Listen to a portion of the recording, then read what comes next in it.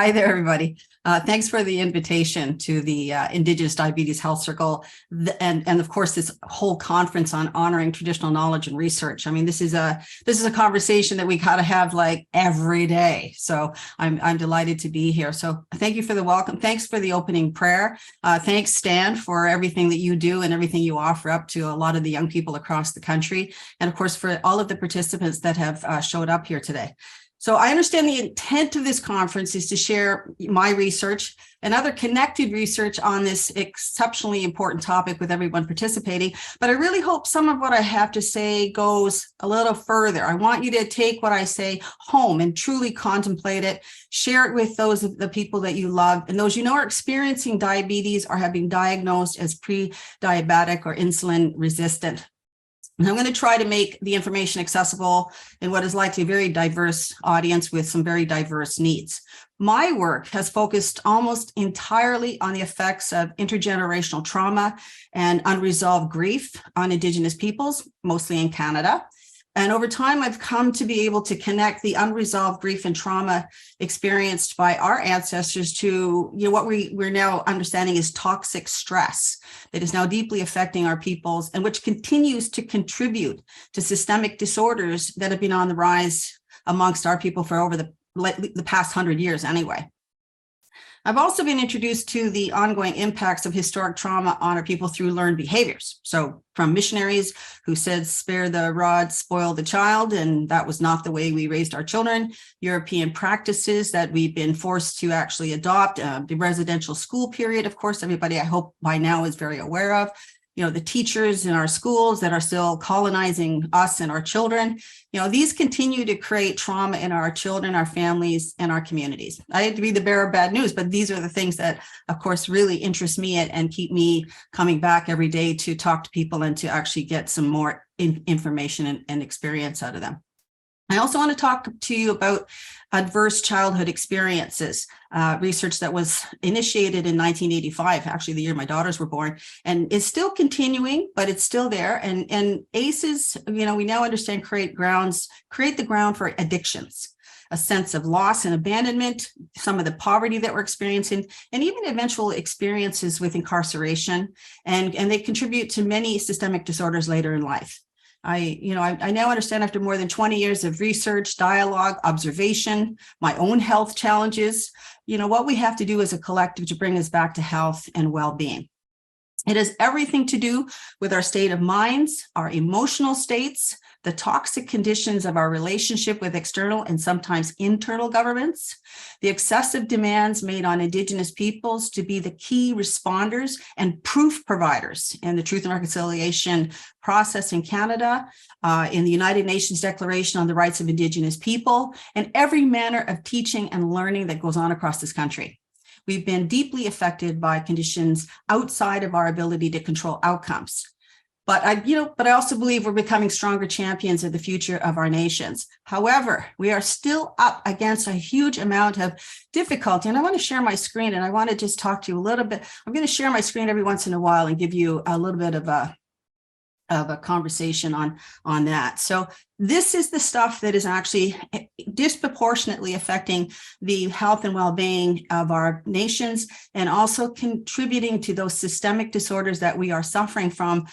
Maybe not as much as we were, we'll get to that, but it's still there. Yeah, so 2010, the Yellowhead Institute in the University, I forget what it's called now, the University of Toronto or York, whatever it's called, used to be Ryerson. But anyway, the incarceration rates of our peoples has increased by 43.4%, whereas the non-Indigenous incarcerated population has declined by almost 14%. We're still going to jail in disproportionate numbers, and this is still having effect on our health. And the other chart I wanted to share with you is the from 2000 to 2020 federally incarcerated Indigenous population. And it is not leveling out, it is not going down, it is going up. And so even though we're doing a lot of work in our communities, we're trying very hard to get to a place where we have healthy places to live, it's still actually deeply affecting us right across the entire country. It doesn't go away because it's not our son or our daughter. We're still very much up against it. So coming back to ACEs, there were 10 questions initially associated with ACEs. I think they've now been expanded to include some cultural considerations, which I think is important. Part of the reason is the initial research did not include Black or Indigenous peoples. 60% of the participants in that early research were white and middle class, but 87% of them also had experienced anywhere from 2 to 4 adverse childhood experiences. I did the 10 questions myself, and I had 7 out of the 10. And I just came back from Banff, where we were doing a session on wise practices with a number of Indigenous people in Alberta and across Canada. And some of those people told me they had 9 out of 10. So it's worthwhile looking into it. I can't do it today. I'm just introducing it so that you have an opportunity to go and look it up. Just type in ACEs into grandfather Google and it will come up. But today, the study is worth researching and thinking about because we have the power to stop creating ACEs in our children. It will take more generations, I believe, in a concerted effort, but we can begin today to be mindful and conscious of our own behaviors and how they're impacting the mental, emotional, and spiritual well-being of our children, and ultimately every aspect of our health. We have the power to stop the increasing levels of diabetes, high blood pressures, heart diseases, and other systemic disorders in our nations. So why wouldn't we? So I'm using the medicine wheel teachings because they address the need to ensure that we're physically aware and moving, and Stan talked about that we're lifelong learners from conception on, that we understand how critical healthy relationships are to our well-being in every area, and they encourage us to have a spiritual practice, something I think is, again, incredibly important. In addition to these teachings, we have to keep examining the foods we're eating, the substances we're drinking, and this would include rejecting, absolutely and utterly rejecting the diet and sugar beverages like Coca-Cola and Pepsi that you're offered on a regular daily basis from the time you toddle in some instances, and sometimes earlier, until all the way to the end of your life. And even the bannock we were talking about earlier, which I know we now own, but it is poverty food, and too much is just not good for you. No fiber, white flour, lard, and as Stan suggested, add the raisins because at least they add some of that. During my doctoral work, I was told by the Sulak Zone hospitals that the biggest caseload was removal of rotten teeth from children. And of course, this was also because dentists do not regularly attend to remote communities, but it's also attributed to the sugared tea and pop given to very young children, which I also observed. And we're not the only ones. Too many children in Mexico, South America are similarly affected. Indigenous peoples are affected by this. I personally watched a young couple give their baby Pepsi for breakfast while we were eating when I was working in one of the villages outside of Cancun. And I remember being very appalled by the image of that child actually eating or drinking Pepsi in a bottle. And sometimes it's about, other things that we're doing with our kids because we're on those phones and we don't want to actually be in a place where we're paying attention to them, but we have to change that. So this is a picture. And I put up this other picture of this man trying to make his way through water that is absolutely choked with plastics and other kinds of trash, because again, everything we put in our body, if it's not the right thing and our body cannot utilize it effectively, is choking our system.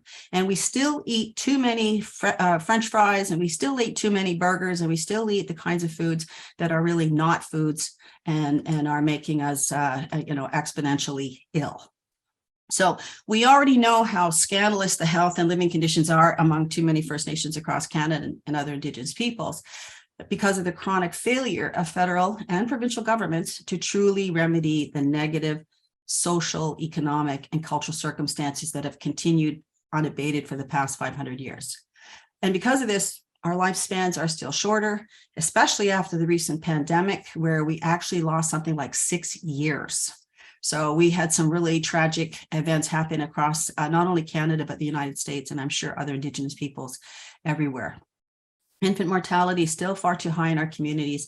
Type 2 diabetes, 4 times more widespread. And this among a population that had very little experience with this disease 100 years ago. So diabetes is still the leading cause of blindness, heart and kidney failure, limb amputations, to say nothing of the chronic elevated blood sugars and insulin resistance that's growing across the globe. We are developing these conditions earlier and earlier. Systemic disorders that might have happened in our 70s and 80s, for those among us that lived that long, are now happening in our 30s and 40s, and the rates are rising.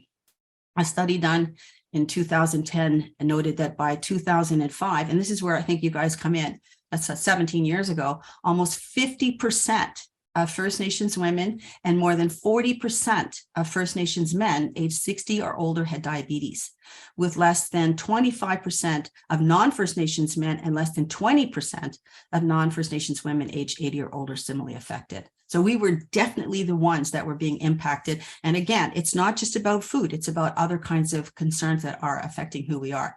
So we still have a crisis happening and we need to see and treat it as such. But I noted in 2022, and again, thank you to the IDHC, we're now at 17% affected on reserve and 13% off. So we're making progress. And I think that that's important.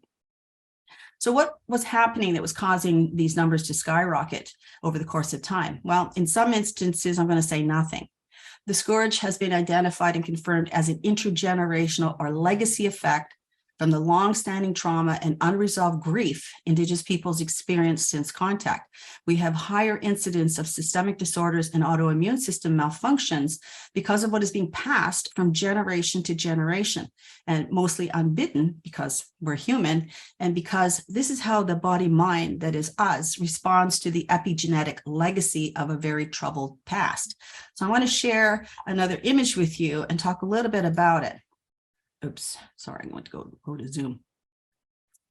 This is important, and this is really what my work has mostly been about, is this idea of what happens. So obviously in this medicine wheel, the inner circle is the four quadrants that represent us, and we keep ourselves in the center, because if we don't, it gets a little bit wobbly.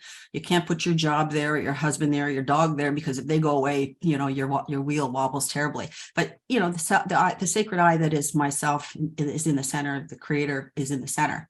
But that other circle that's in the middle is an important one that I want to just talk to a little bit about and address. So what happens and has happened in the past is there is an event that I say sends us reeling.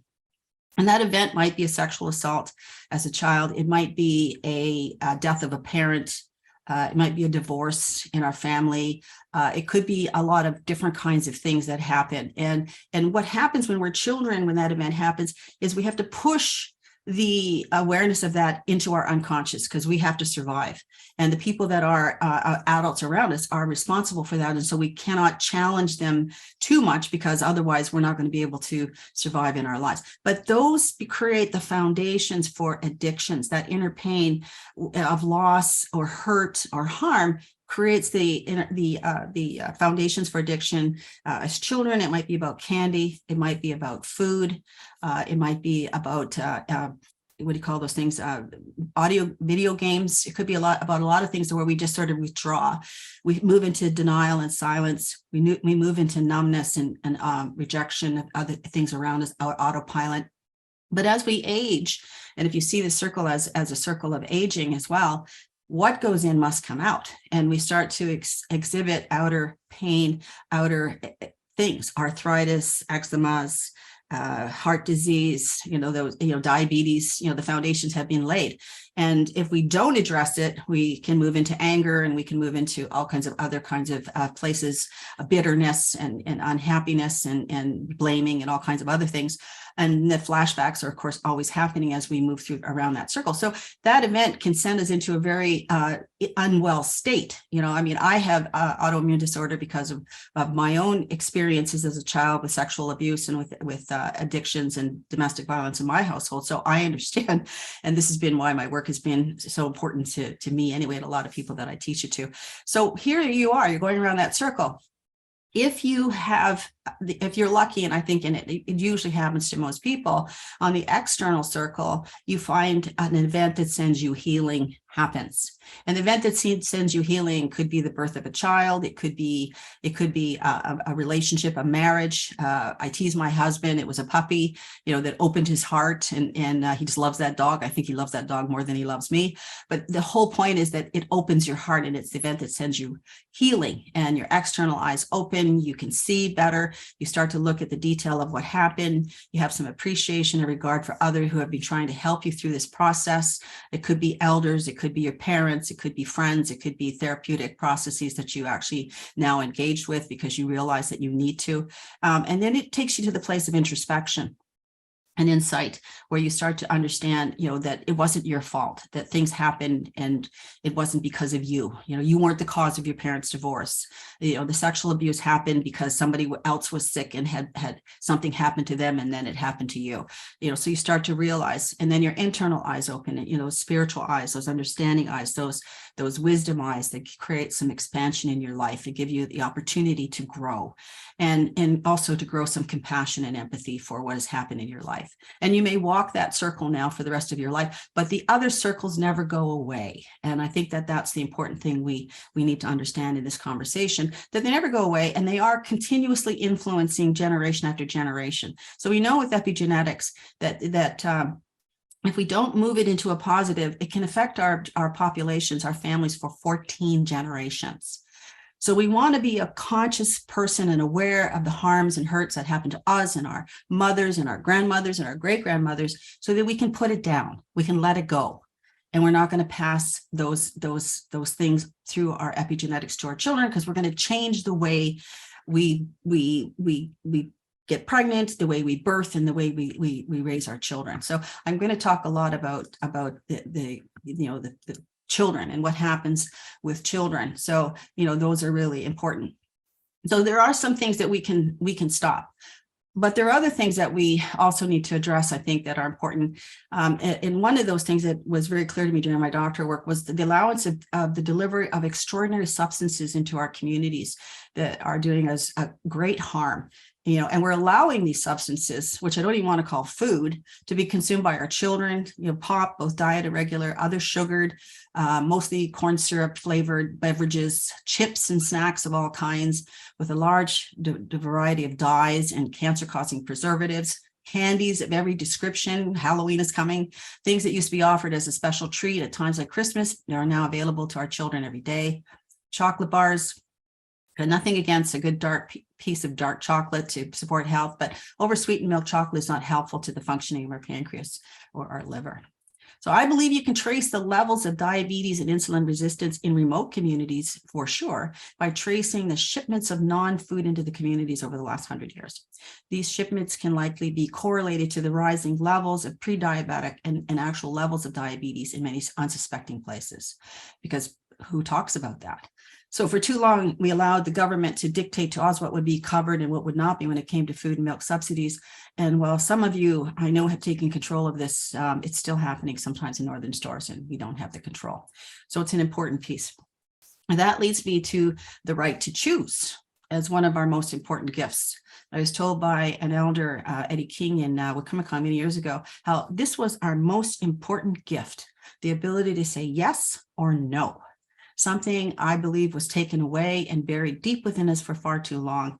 Another profound effect from the residential school period, the Indian hospitals, Indian agents, government, the Indian Act, and all of those pieces that actually just sort of pushed that down below where we couldn't access it, and left us with this place of almost needing to be permitted to do things. Well, it's unconscious, but it's there. So we need to bring this gift back and use our right to choose every single day to correct the imbalances we continue to experience, especially when it comes to our health and the future of our nations. In addition, we put up with hate and fear and the abuses that go along with these desperate emotions and conditions for far too long. And this also affects our nervous system and contributes to systemic disorders as well. Because every time we swallow a slight, a micro or macro aggression, a verbal or physical slap of any kind, it affects our health. And it's our health that suffers, and consequently that of our children and grandchildren. And in regard to our children, I'm calling for a return to the teachings of traditional child rearing practices, wise practices passed to us from our ancestors. Yes, I'm aware they were pushed aside by circumstance, but they're still there. They're still us, and they're still absolutely useful. We've heard that it takes a village to raise a child. It's also true that it takes a toxic culture to make us forget how to. So we've weathered sometimes badly because of the horrific levels of abuse, the destruction of 7 generations of our children being incarcerated in residential schools and in hospitals, forced isolation, rampant discrimination, and the resulting sometimes self-loathing, because those places and actions taught us that we were not enough, that we would never be enough, and that even if we'd done some of our healing work, the residue remains and spreads forward into next generations. So that's the consciousness. I often refer to the trickster in these kinds of conversations, the trickster bringing back our conscientiousness and our consciousness and actually showing us how we make sometimes decisions that are not that great for us, and how we're suffering with some very important considerations, and that we really need to start to pay some time and attention to. And some of that, of course, is the fact that we have, well, this chart is very new and it says 52.2% of our children in care. Again, another toxic stress maker in all of our communities across the country. Without a doubt, it's one of the reasons why so many of our women are now in prison. You take away a woman's child, this is the kind of result that you get. So we only represent less than 8% of the population, but we have a lot of kids. And I was just talking to somebody at the BAMP Center who works in child welfare, and she said, no, it's actually 53.4. Now it's going up. It's not going down. So that's an important consideration for us to think about. And of course, many of these children have died, which has also created a whole significant level of stress in our communities. There's an African proverb that says the kinds of things that I think we need to consider. It said, if a child is not embraced by the village, they will burn it down to feel its warmth. And how many of us are now and still grappling with questions of youth alienation, gangs, addictions, violence, incarceration, and suicide? One of the elders in Alberta, Dilahul, who was assisting us in this session that we're at, said that in her community, she's from Picani, this past summer, they buried one youth, and sometimes 2 every week throughout the summer. So even though we're working on issues around diabetes very specifically here today, those things are still affecting everything that happens in our communities. And so, yes, it's true. Somebody said we have work to do. We do. I also want to say this. I've heard it said again and again and again that every child matters. And I absolutely agree. But I want you to go beyond that statement to a new action. And I want you to ask yourself, what matters to every child? Every child matters, but what matters to every child? And please do more of that every day. This is how we're going to beat diabetes, because systemic disorders start in our homes and in our hearts. Preconception health and well-being, protection and peace for every mother, fully supported pregnancy experiences, a fully loved and peaceful post-birth environment, and on through childhood and parental experiences. These are the things that we are working, I think, very, very, very hard to actually move out of the places where we're experiencing them. These are the things that we have been, I think, doing a pretty good job of actually mitigating, the poverty, the homelessness, the unemployment, the racism, marginalization, fragmentation, domestic violence. It's still there, it's still present, and it is contributing to the rates of diabetes. It is not just about the foods you eat and the things you drink. It is about what is happening underneath in the fabric of your life and in your community that is really important here. And yes, we have resilience, and yes, we have ability to actually get there, but we still have to be very conscious of it. It hasn't gone away, and it's not going away just because, we think it should. It's going away only because we're actually working very hard on it. So the pain of those experiences, maybe they were not your experience, but the pain of those experiences in our parents, both my parents went to residential school for 20 years between them. It's still resonating into the present. And it's left many of us feeling the effects of that residue, including myself, as I grapple every day with an autoimmune disease that is slowly but definitely killing me. And I've been told by doctors it's going to shorten my life. And healers have told me I inherited that from the past, which tells me that my daughters and granddaughter are also going to be affected, even though I did my level best to do things differently. So everything we do reduces, in one sense, or compounds the continuing effects of intergenerational trauma. Science tells us that we must be conscious of how we do things, how we parent, how we grandparent, how we relocate and manage our feelings, our needs, our expectations, and our fears. We have to accept that we can be the authors of our own misery, but we also can be the architects of our own future.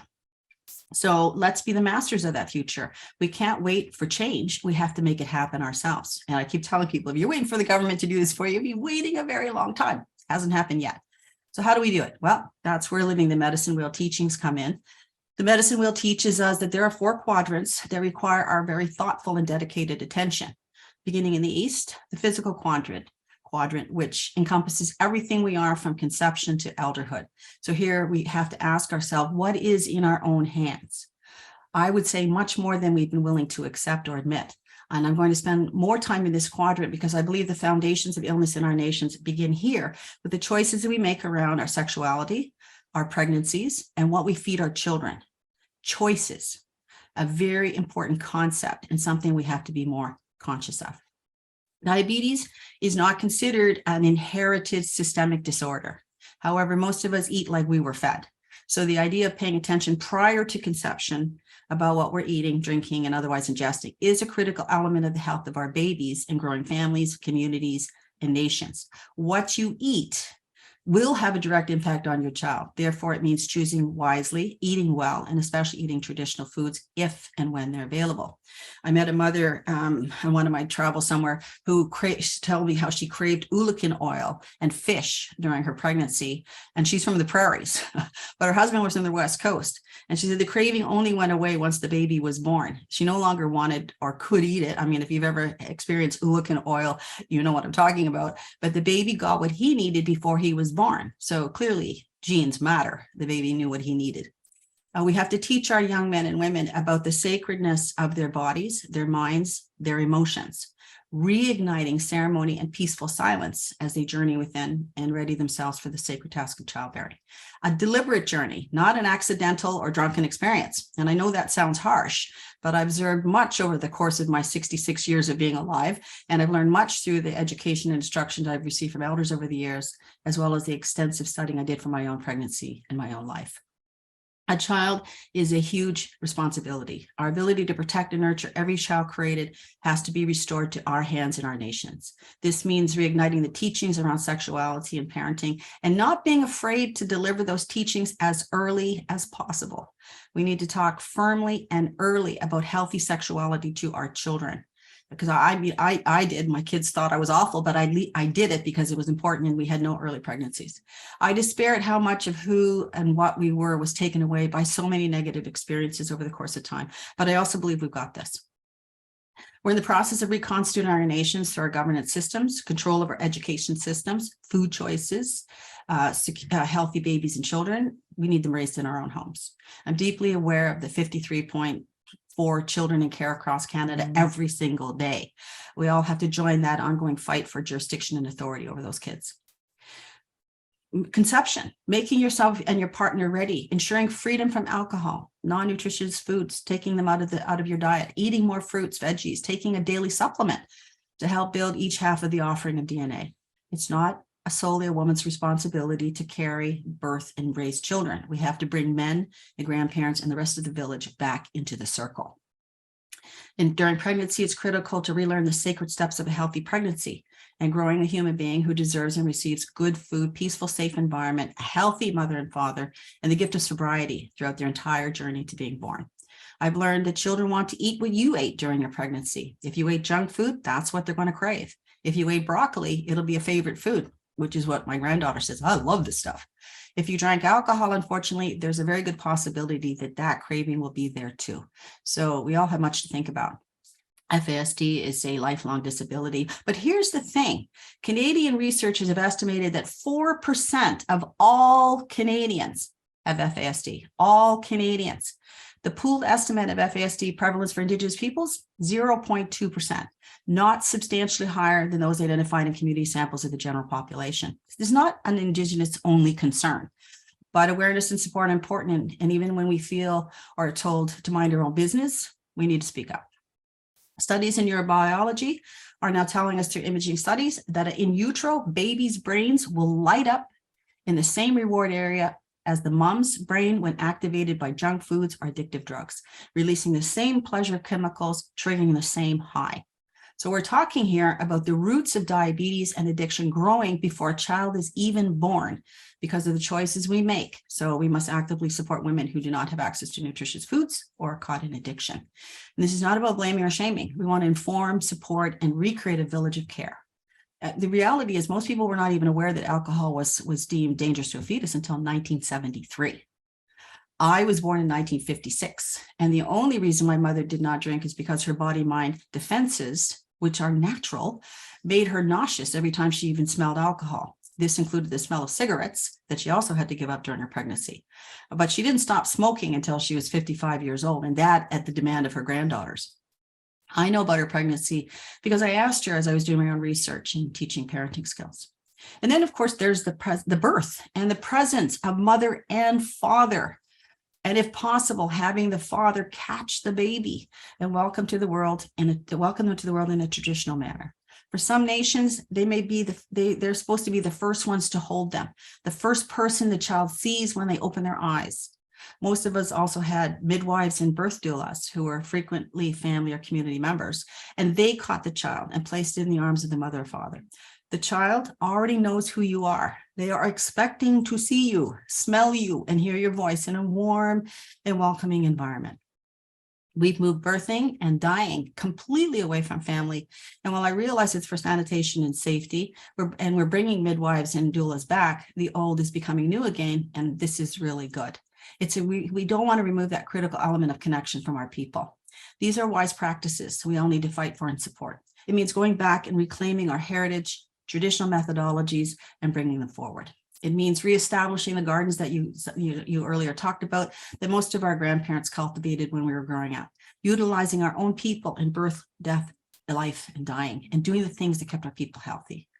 And then we move to the mental or learning quadrant in the South, where we gather knowledge, courage, and confidence about our world. And we have to think there about the gifts we can give our children.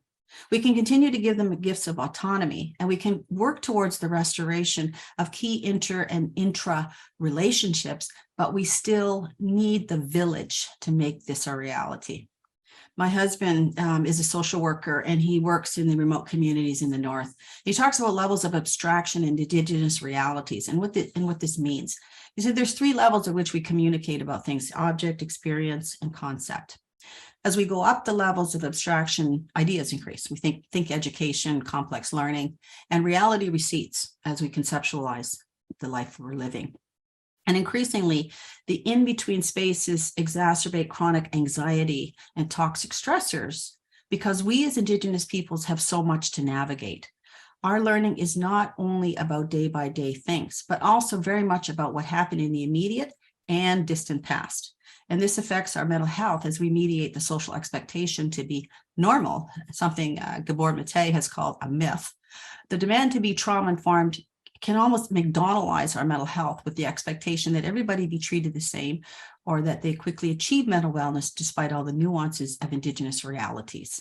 It's not a bad thing to be trauma-informed. It's how it's done and who's doing it that matters.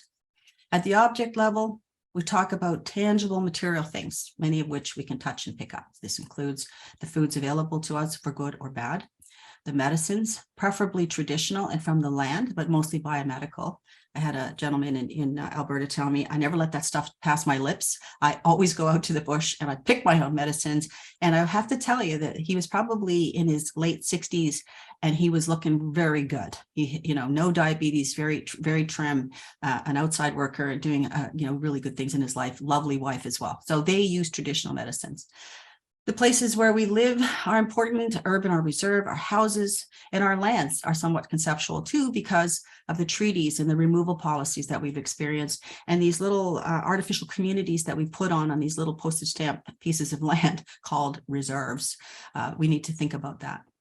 At the experience level, we talk about the experiences that we've had, and many include traumas that we've lived through ourselves, our parents, our grandparents, the residential school era and its impacts, contemporary impacts of discrimination, EDI, all those kinds of things, land claims negotiations, perhaps family violence, or even attending post-secondary school, our experiences that we're discussing. When two people talk about a common experience, sometimes they refer to the same objects such as a school or hospital, but they may have very different feelings about them. So it's not all the same. We can't call it the same. Our lived reality is a common source of conversation, interest, and sometimes conflict, as people often expect others to have the same kinds of experiences. Oh, you went to university. Was it great? Not necessarily. Or conversely, they feel like they're the only ones who've had a particular experience, especially when it's negative. And again, it's contributing to the toxic stress and the intergenerational triggers, legacy effects. When we communicate, much of what we say is conceptual, which is one reason why I think communication can be so very difficult. And this is very true of the stories we're telling about our experiences as Indigenous peoples, which are constantly being interpreted and reinterpreted by the larger Canadian population as we speak.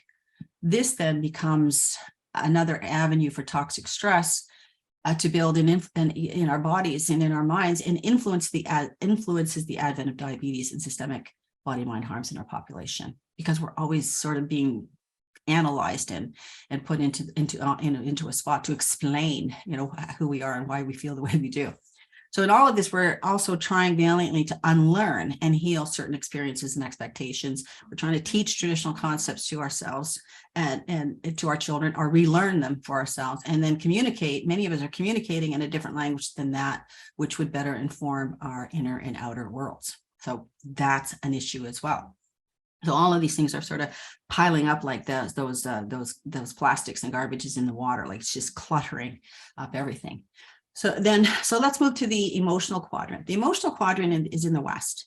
And this is where we embrace the concept of all my relations as a foundation for our lives, and where we hopefully build capacity to love unconditionally. It's also the quadrant where we have to go to work on and resolve the hurts of our life journey. It is here in the looking within place, the insight place, that we learn how to apply introspection to our lives, where we step out of our fears and trauma and hopefully into understanding and acceptance, where we forgive those that have come before us and made decisions that we may feel that we don't accept or didn't want, those that hurt us, and those that did their best to raise us, or those we were lost to because of circumstances beyond their ability to stop. And that might include those of you that have come through the foster adoptive care system and have not reconnected to your families, have not reconnected to your parents, have not reconnected to your communities, and are struggling with that. It is in your body, and it is creating upset, and it is creating those contributing to those systemic disorders that we often feel. It's also here in the emotional place where we may discover why so many of us remain shut down and bereft of an act of giving and receiving in our life. So we must do and encourage the healing here, because this healing allows us to be present for our children and our loved ones. Because before we do this inner work, even when we think we're fully present, we're often wading through ancestral hurts, historic trauma, unresolved grief, and new torments derived from living in a contemporary society that doesn't embrace our teachings, our spiritual practice, our beliefs, or our ways of being. And this would be one of the areas for me that rings very true because of my own experience with my children, who I thought I was very present for, and who I thought, made their childhoods a good thing, but then who inform me now as women, 37-year-old women, I have twin daughters, that there was a lack of presence, that I was working all the time, or I was away all the time.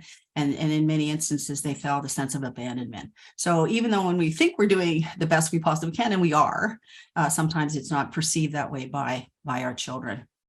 And the other thing that keeps us somewhat distant, I think, is some of the inner fears that are going on inside. And I'll tell you a story about when I was a fairly young woman, probably 37 or 38 years old. I went to a spa, and part of the spa package was that I could see a psychologist. I guess he was a psychologist, and for 50 minutes. And so I said, I haven't done that kind of thing, so I might as well go see him. And when I went to see this guy, he didn't ask me anything about myself. He just said, "What's your name?" I told him my name's Cynthia, and he said, "Okay, have a seat." And then he put on this, very eerie music, and he said, I'm going to regress you. And I was like, Do I have to take off my clothes?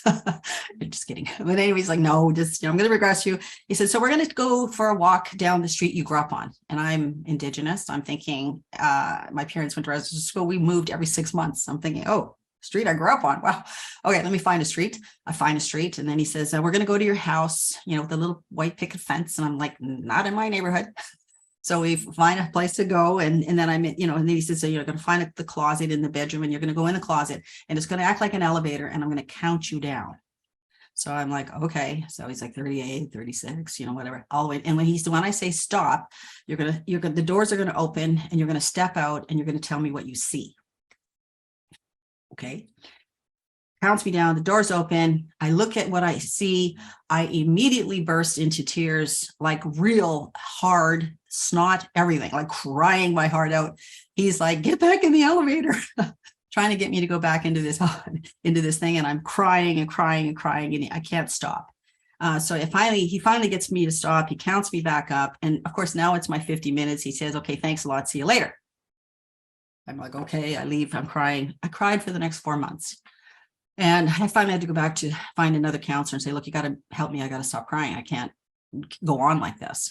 And so I got the help I needed. But here's what happened. When he took me down and the doors opened, what I saw was this massive ocean of grief, just this black ocean of grief. And it hit me so hard in the chest and in my mind and in my body that I just dissolved. And I remember thinking, holy crap, if this is my grief, I'm doomed. Like, I will never be able to resolve this. And that, of course, made me very sad, because I thought, geez, I'm going to be walking through this for a long time. Anyway, what I finally came to discover from the therapy and from the conversations with other elders and other people that I knew was that ocean of grief was our story. It was the story of nations. It was the story of the kinds of grief that our people felt and were not able to resolve. And that really, I think, was the point that sent me back to graduate school. I really wanted to understand. I really wanted to know what happened here. Why are we suffering so much? So it's there. It's still there. And maybe if I went back there, I would find it's now a lake. It's not an ocean anymore, because of the work that you guys have done in the work that you do on diabetes, and all of the work that is being done across the country by a virtual army of Indigenous scholars and activists and children and people who really care so much and want to see all this process resolved.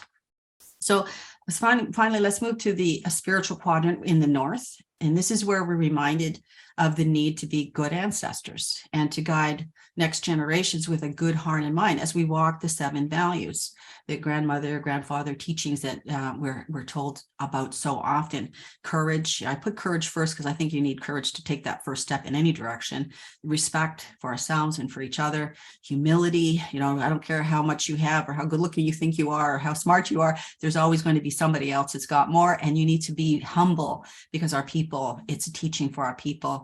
Honesty, being honest with ourselves about the kinds of things that we've experienced as people and the kinds of work that we have to do. The truth. Our truth is not the only truth. Many people have suffered around the planet, and we have lots of empathy and compassion for people. There's 350 million Indigenous peoples around the globe who are still trying to pull things back together again after a lot of colonialism and a lot of hurt. Love, those things take us through to love of humanity, our own humanity. And then, of course, if you, my book, if you master all those, you get to wisdom. So those are really important. So true balance requires spiritual commitment and practice, a way of being a human being, and remembering that being a scattered and harried human doing all the time leads to the systemic disorders that are killing our people every day. So in the spiritual quadrant, a walk in the woods or in a park if you're in an urban center, a quiet moment of reflection, meditation, a practice of yoga or some other activity that moves and soothes your body, other senses, of course, building literacy in our languages, attending ceremony, or even reading literature written by and for our own people will be helpful. And sharing more moments with children. and more moments with elders and companion animals. And they bring a lot into our lives. There's a lot of lonely people out there, a lot of children who need. I mean, I still remember being approached by a woman who said to me, you don't remember me, but you 40 years ago, whatever, a long time ago, you told me I came to you with some emotional issues that my son was having, and you suggested that I get him a pet. And it had not occurred to me to do that. And I did that, and it helped him tremendously. And today he's an adult, and his whole career is wrapped around animals. That's what he does. He works with animals, and he gets animals to children who need them, and elders as well, because elders sometimes are lonely as well. And it's very expensive to own a companion animal. And so we need to be supportive of that. And maybe we need to figure out ways to ensure that the elders who have dogs, little dogs and cats, have access to resources so that they can keep their animals healthy. So there's lots of things about this that I think from a spiritual component are really, really important. And be more with those whom you love and who love you. These are very key considerations, and that practice is really important, and being mindful and thinking about the trickster and what he's offering you. So some of the key learnings. We have a personal responsibility to understand the relationship between all four quadrants and to activate each one regularly to achieve balance in our lives. So, we need to look at our relationships, and I've actually encouraged people to get out of relationships that were really hurting them. And even if they have to be alone for a while, building your knowledge bases. We don't own knowledge. We're kind of a conduit. It comes in, it goes out. We have to share what we know, and we have to learn so that we can share what we know. And we need to spend time, helping our nations reconstitute and build. And that health of our babies, our fetus, our children, really important part of nation building. It's not just about the economic development. It's not just about the social. It's not just about, those external forces that are important that obviously keep us going. It's also about what are we doing as individuals and people in our nations. We become imbalanced if we only focus on one or two of these areas over the others. Each one requires discipline and dedication. Diabetes is a systemic disorder directly related to how we live our lives. Moving, learning, sharing, eating nutritious foods, loving ourselves, and being socially and emotionally connected is critical for our health from conception forward. And I want to emphasize that fetal health matters. Everything is connected, and this includes the foods we eat, the people we love, how we treat our bodies, what we choose to learn, and what we choose to share. So I have, just as a mechanism for sharing, the idea of reconstitution of those medicines is really important. Our ancestors thrived thousands and thousands and thousands of years without the biomedical drugs that we have today.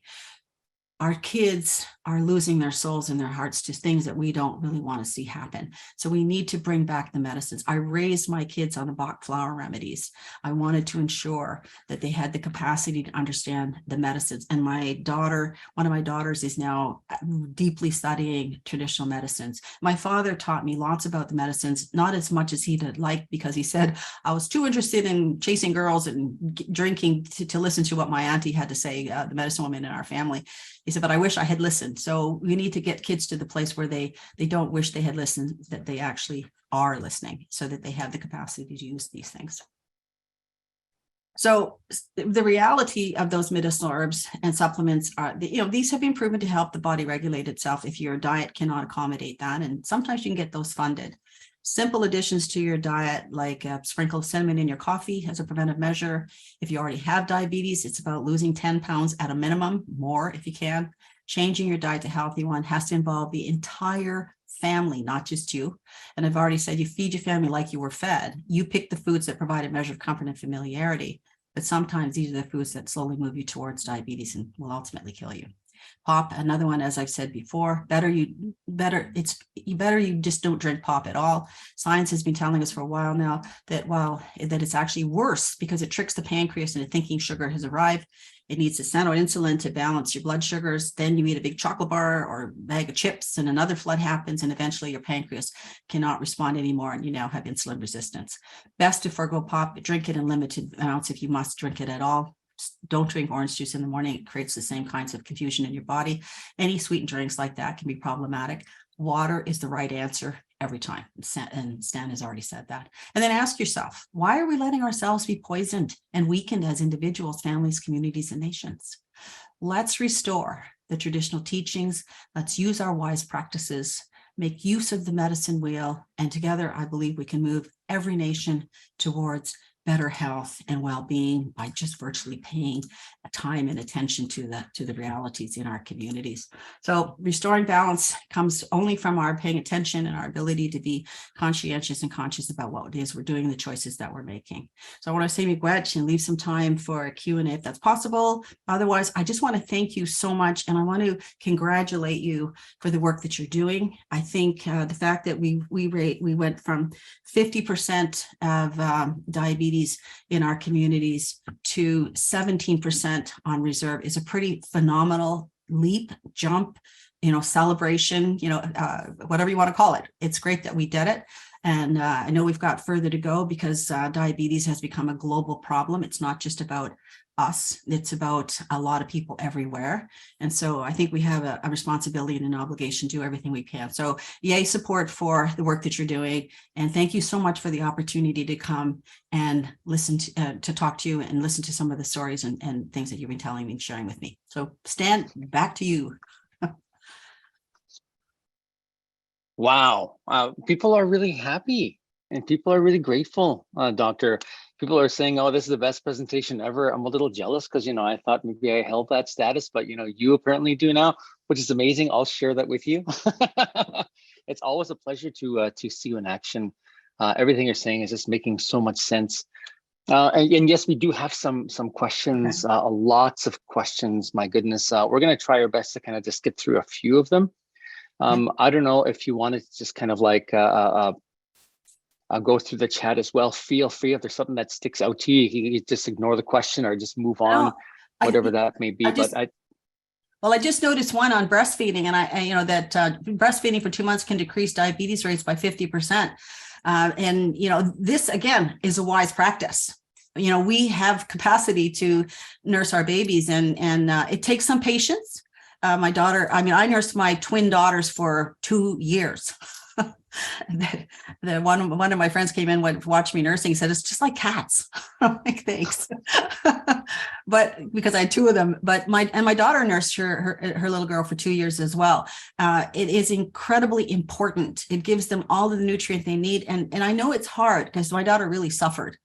She cried a lot. It really hurt, but you know what? She did it. And I think it's really important that we try to do what we can. Raising our children with less risk of diabetes is going to only happen when we take personal responsibility and actually make the choices that we're making before. And I know how hard it is to talk to your children about sexuality, but teach them about who we were. I just had Daryl Kootenay in Alberta. He's from the Blood Tribe. He said, we didn't have multiple children. We actually phased our children carefully because we were on the move, and it was only safe to have so many children, and you couldn't have a whole bunch of them. He said, we talked about sexuality. We understood, that how important it was that that these things be moderated and be talked about and cared about. So I think that that's really important as well. Our kids may not want to hear it, but trust me, I got 5 daughters now. I've got 2 that are in their 40s and 2 that are in their late 30s.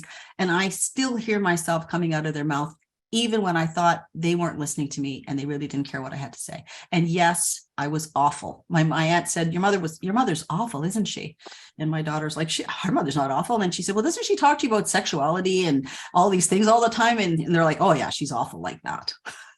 But it made my daughters very aware, very healthy pregnancies when they finally had them. So yeah, do what you can. Don't be scared. Now that I'm pushing 70, I'm like, I don't care. I'll say whatever I have to say. I'm old enough now to say whatever I want. That's why we love you, because like you're just unfiltered. You say what you need to say. There's no interpretation. It's just boom, boom, boom, and that's the best speakers. Challenging thought, challenging perceptions. That's the best way to do it. So we appreciate you. There's one actually question in here I wanted to ask, Sure. And this is from Cheryl, and she's a program cook for North Bay Indigenous Friendship Center, and she says she's going to be teaching men how to cook meals and cook healthy, and for shopping for food, so they'll be able to cook when they move in on their own. Just wondering if you had any ideas for Cheryl in that regard. Yeah, I think some peer support would be an excellent idea. So, when you're teaching men, have men teaching men, and you just supervising. And men will pick certain kinds of foods like mac and cheese. They pick certain kinds of foods and they like meat. But I think, my husband does most of the cooking. And, I've actually moved him from mac and cheese and corn dogs to salads. He actually now asks for salads and salmon. So, bring in the traditional foods. Do a little bit of research with the men in your community and the women, if necessary, if possible, and bring back traditional foods and learn how to cook those foods. So it's exciting, give them the history around it, where the foods, came from, the trade routes that were in place in those times. If you give them the kind of a history, they'll not only be learning how to cook stuff, they'll be garnering some pride in who they are and who their ancestors were and what the gifts were that they brought. Yeah, and doctor, how do we create that? How do we create that when like the processed foods seem to be the most cheapest foods in the community? The chips seem to be the cheapest, and the good foods and the healthy foods seem to be the most expensive. How do we create a new culture around less shame and less trying your best and just trying your best to take care of your family? Yeah, I don't, no shame or blame. I think, we learn slowly, and then when we learn slowly, we learn well. Helping kids to actually make their own pizzas at home with the kinds of bread you can buy, the cheese, not meat maybe, but different kinds of, like, letting them design it makes a huge difference rather than ordering from Domino's or wherever. French fries, like potatoes, you can just slice your own potatoes and roast them. You can roast carrots. You can thinking outside the box and buying a bag of French fries and actually spending the time with your children to teach them how to do things is going to make that connection happen. It's important. We just don't want to slap a bunch of French fries on the table. Here you go. When I was a kid, we still had carrots that had greens on them. We bought them like that when I was really young. The first time my mother brought home a bag of carrots in a plastic bag, I wouldn't eat them. I thought they weren't real. Are those real? Where's the green stuff? And then we also, in my childhood, had the kinds of margarines where you had a little pill in it and you had to squeeze the bag to make the pill, make the butter, make it look like butter. So it was like lard with a little red pill that was probably full of cancerous stuff in it. We had those kinds of things, and then we actually learned how to make butter when I was in school. So a return to the teachings, a return to foods, starting a little garden or starting a garden in an urban center where you're actually working with other people that, so it's not your sole responsibility. Mm-hmm. And, like our ancestors used their bodies. It was nonstop. They were out there working. They were walking. They were having to work for the food. We go to the store. We drive to the store. What are some small steps people can make to kind of like to rebuild a little bit in terms of the body and the physical aspect to your life?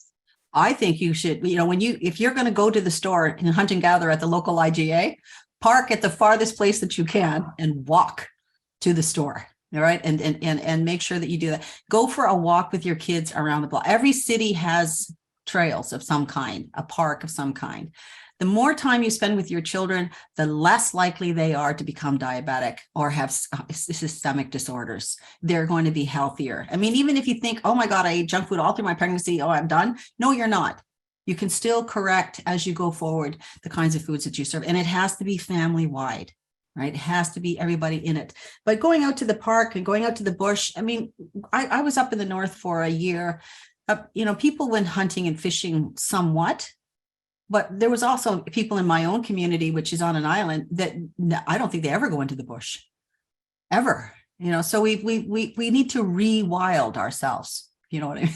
We need to rewild, who we are. Bring out those creative juices. Look at the herbs and grasses that are growing around us. Go out and start to understand. Like my daughter said, you think you have people that have a problem with poison ivy. Right beside poison ivy is the antidote to poison ivy. There's a small flower that grows right beside it. And you can rub that on where you've touched the poison ivy and it'll neutralize that. It's right beside it. You don't have to run home to the drugstore to buy calamine lotion. It's right there on the ground beside you. So learning those things and teaching those things to your children is a really great opportunity to spend time with them and build that kind of relationship that you want to have. Absolutely. Even like when you go to the store, you can say, even before you buy something, you're going to walk around the aisles Mhm. twice Yeah. first. Or if it's a decent day, you're going to walk around the store 3 times before you walk in. Like just something simple like that, right? Yeah, absolutely. Anything Yeah. helps that's moving your body. When you're sitting here like this, get up and go do something, grab yourself a cup of tea, run up and down the stairs if you have stairs. Do what you take the dog for a walk. I mean, that's why we have dogs, to get outside with them.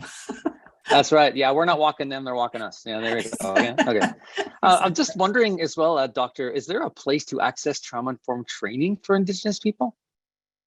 I think so. Yeah. I think a lot of people are doing, I mean, I don't know about the kind of stuff that I'm doing, goes back a good 20 years. I mean, I've been talking about trauma being this kind of trauma informed for a long, long time in the context of legacy effects. But I think there's lots of places that you can go. I'd be happy to, send a couple of resources to you. But I think people can do the work. Look up ACEs. Look up adverse childhood experiences. The questionnaire is there. The background is there. The kinds of things that happen. The COPD, the hepatitis, all the incidences that we know are the result of adverse childhood experience, whether they're physical, emotional, or sexual, are there. It's worth your while to do the research in that way. I know that Dr. Perry, who does a lot of this work, has kind of moved on to epigenetics and telomeres, but in our communities, we're still struggling with a lot of those long-term effects, and so I don't think we're ready yet to move on into more science. We need to get a handle on what's still resonating into the present from the past. That's really our big challenge right now. And once we spread that around and we have more understanding of how that affects us as nations, then we're ready to move on into that other conversation. Absolutely. Thank you. I just want to give a shout out to Deanne, who just came back from a 30-minute walk. Yeah, okay, she wasn't with us, but she came back from a 30-minute walk. So shout out to her. Also want to ask this question, maybe the last question. We're right almost at the 11 o'clock hour here. Food sovereignty is a huge barrier in a lot of our communities. What Yes. kind of programming can help bridge those barriers? I think we have to fight like hell, actually, to achieve food sovereignty. I don't like it that that so much stuff gets sent up into the north and it's so subsidized. You can buy alcohol for the same price in Iqaluit that you buy it downtown Toronto. That's just, I'm sorry, that's just wrong. I think, and yet milk costs, $10 those big gallon things. We have to reverse that, and we have to fight like hell and make sure we do. I mean, I remember probably now 15 years ago, the government of Canada calling me and saying, Cynthia, we have a question. Should we be increasing the monies that we put into the food mail program? So they wanted to increase it from $47 to $52 million annually, and something like that. And I said, you know what? I don't agree with that. You're actually creating a dependency that is very dangerous for the people who live in the north. If something happens to the fact that they can't get it, now look at the pandemic did that. What happens then when they can't get the food that they need? Why don't you take that money and start building greenhouses and start extending the growth of food exchange period for people in the north? Give them something that's going to be self-sustaining. Let them sell moose meat or deer meat or elk meat, teach them how to certify it so that they can actually use it as part of their economy. They don't have to sell it to the south, but they need to utilize it in the north, and we need to get rid of those stingy boxes, right? Do you have a stingy box at home, Stan? He's like, I'm not sure. Not sure. Everybody has a stingy box now. A stingy box is a freezer. So, we can go out and we can go out and go hunting and throw our moose into the freezer, and we're good for the winter. But what about everybody else? Right. So we've lost that kind of sense of share among communities, that redistribution of our wealth, which is our food, which is our, our skill sets. All of those things need to be re-examined and those are wise practices that we need to bring back. And the stingy boxes are here to stay. I'm afraid, but we know how to share. We need to return to those abilities.